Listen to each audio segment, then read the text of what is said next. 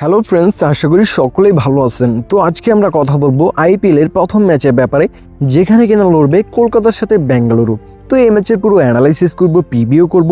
এই ম্যাচের মধ্যে টোটালি 20 ওভারে মোট রান কত হবে, পাওয়ার প্লেতে কত হবে এবং টসটি কে উইন করতে পারে, এই সব কিছু নিয়ে এই ম্যাচের মধ্যে আলোচনা করব।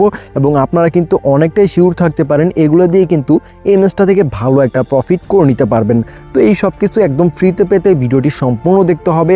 আর অবশ্যই বলবো, যারা হচ্ছে যে প্রতিনিয়তই আইপিএলের যে ম্যাচগুলো হবে প্রত্যেকটা ম্যাচের ভিডিওর মাধ্যমে অ্যানালাইসিস, প্রেডিকশন, তো সব কিছুই পাওয়ার জন্য আমাদের চ্যানেলটাকে সাবস্ক্রাইব করে রাখতে পারেন। কারণ আমরা কিন্তু এইবার চেষ্টা করব জয় কয়টা ম্যাচ হবে আইপিএলের সবগুলোরই অ্যানালাইসিসের ভিডিও এই চ্যানেলে আপলোড করার জন্য। তো ভিডিওটি স্কিপ না করে সম্পূর্ণ দেখুন এই ম্যাচটা থেকে ভালো একটা ইনকাম করতে।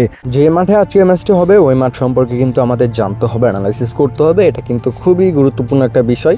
রান কত রান হতে পারে সেটা সম্পর্কে ভালো ধারণা নেওয়ার জন্য। তো এখানে কলকাতার ইডেন গার্ডেনে কিন্তু আজকে ম্যাচটি হবে। এটি কিন্তু আপনার শুধুমাত্র আমরা আইপিএলের অ্যানালাইসিসটা করব ইডেন গার্ডেনের। তো এই মাঠটি কিন্তু মিডিয়াম একটি গ্রাউন্ড এবং এই মাঠে আমি যতগুলো ম্যাচ দেখছি রানটা কিন্তু খুবই ভালো রান হয়ে থাকে এবং সেকেন্ড বেডের যে উইন চান্সটা গতবার আইপিএলে কিন্তু বেশি ছিল। কারণ হচ্ছে গতবার 7টা ম্যাচ হয়েছিল এই মাঠে আইপিএলের। 7টা ম্যাচের মধ্যে 4টা ম্যাচ হচ্ছে সেকেন্ড বেড, 3টা ম্যাচ ফার্স্ট বেড উইন করেছিল। তো এখানে সেকেন্ড বেডের উইন চান্সটা আপনারা বেশি দেখতে পাচ্ছেন। সেকেন্ড বেড কিন্তু এই মাঠে ফেভারিট এবং রানটা যেটা এই মাঠের 166 রান অ্যাভারেজ গড়। আর এই মাঠে কিন্তু আপনার ফেস বোলার এবং স্পিনার দুইটা বলে কিন্তু ভালো বল হয়ে থাকে। আর আজকে ম্যাচটির মধ্যে যদি আমরা কথা বলি কত রান হতে পারে সেটা কিন্তু প্রেডিকশনের মাধ্যমে বলে দিব।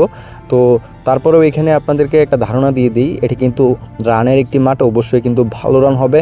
তো এখানে যেই টিমে এই মাঠে রান করতে পারবে না আমার কাছে মনে হয় সেই টিমে ব্যর্থতা, কারণ এই মাঠে কিন্তু ইজিলি কিন্তু রান হয়ে যায় এবং রানটা যেটা সেটা কিন্তু অবশ্যই বড় স্কোর দাঁড় করাতে হয় ফার্স্ট বেড ম্যাচটা উইন করতে হলে।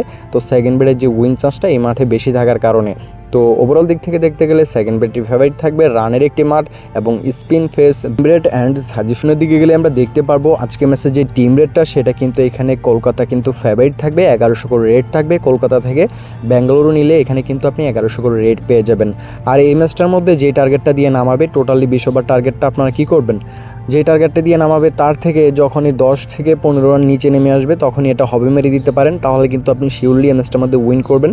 প্রথম অবস্থায় নিলে নিতে পারেন, চাইলে যে টার্গেটটা দিয়ে নামাবে সাথে সাথে হবে মারতে পারেন, তবে একটু শিওর বেশি হতে চাইলে 10 থেকে 15 রান নিচে নামলেই হবে মেরে দিবেন। আর পাওয়ার প্লেটা মাস্ট বি এখানে 45-44-এ নেমে আসলেই হবে মেরে দিবেন। যে টিমে আগে ব্যাট করুক পাওয়ার প্লে এবং 20 ওভার এভাবে খেলবেন। আর টসটি আমার কাছে মনে হয় বেঙ্গালুরু উইন করতে পারে। তো আপনারা চাইলে এই সব কিছু এইভাবে খেলতে পারেন, আমি নিজেও কিন্তু এভাবে খেলবো। এখানে যদি আমরা দুই টিমের রিসেন্টলি 5টা ম্যাচের কথা বলি, এবার যেহেতু ম্যাচ খেলে নাই গতবারটি আমরা তুলে ধরি। তো রিসেন্টলি 5টা ম্যাচের মধ্যে 5টা ম্যাচে কিন্তু কলকাতা উইন করেছে এবং 4টা ম্যাচে উইন করেছে 5টা ম্যাচের মধ্যে বেঙ্গালুরু। তো এখানে রিসেন্টলি যে 5টা ম্যাচের গড় সেই জায়গাতে কিন্তু কলকাতা কিন্তু এগিয়ে থাকতেছে। আবার হেড টু হেড রেকর্ডেও কিন্তু আরেক বিষয়, সেটা হচ্ছে যে কলকাতার সাথে কিন্তু বেঙ্গালুরু এতটা পেরে উঠতে পারে না, কারণ দুই টিমের ইতিহাসে আইপিএল ইতিহাসে 34টি ম্যাচ হয়েছে, সেই জায়গাতে বেঙ্গালুরু মাত্র এখানে 14টি উইন করেছে, এখানে কলকাতা 20টি উইন করেছে। তো বুঝতেই পারতেছেন যখনই দুই টিমের মধ্যে ম্যাচ হয় তখন কিন্তু কলকাতার পাল্লাটা বেশি ভারী থাকে, তারা কিন্তু বেশিরভাগ ক্ষেত্রে ম্যাচগুলো উইন করে থাকে, তাদের রেকর্ডটা কিন্তু অনেকটাই ভালো। তো লাস্ট 5টা ম্যাচ এবং হেড টু হেড রেকর্ড দুই জায়গাতেই কিন্তু কলকাতার দাপটটা বেশি আমরা দেখতে পাচ্ছি। পয়েন্ট টেবিলটা দেখতে হবে, পয়েন্ট টেবিলটা কিন্তু খুবই গুরুত্বপূর্ণ একটা বিষয়। তো এবার যেহেতু ম্যাচ হয় নাই গতবারের পয়েন্ট টেবিলটাই আমরা অ্যানালাইসিস করব। তো এখানে দেখতে পারবো বেঙ্গালুরু কিন্তু পয়েন্ট টেবিলের 4তম নাম্বারে ছিল, তারা কিন্তু এইখানে আপনার হচ্ছে 14টা ম্যাচ খেলে 7টা উইন করেছিল, 7টা লস করেছিল এবং হচ্ছে এখানে তাদের পয়েন্ট ছিল 14। তো এখানে অন্যদিকে কলকাতা কিন্তু গতবার চ্যাম্পিয়ন হয়েছে, তারা নাম্বার 1 পজিশন রেখেই কিন্তু পয়েন্ট টেবিলটা শেষ করেছিল। তারা 14টা ম্যাচ খেলে এখানে আপনার 9টা উইন করেছিল এবং তাদের পয়েন্ট ছিল 20।